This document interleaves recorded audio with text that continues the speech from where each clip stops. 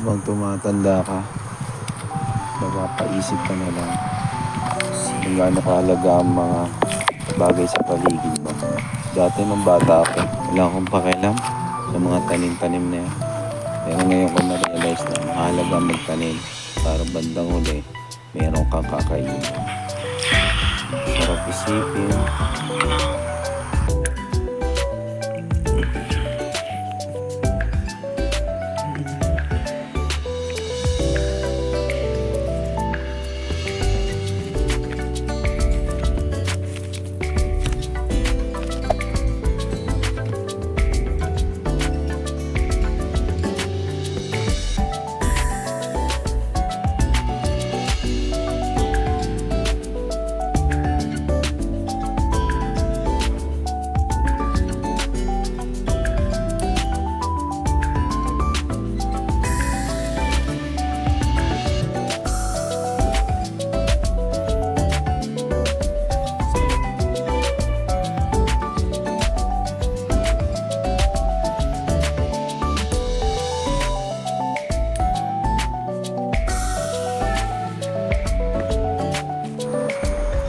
Sarap ng umagang to.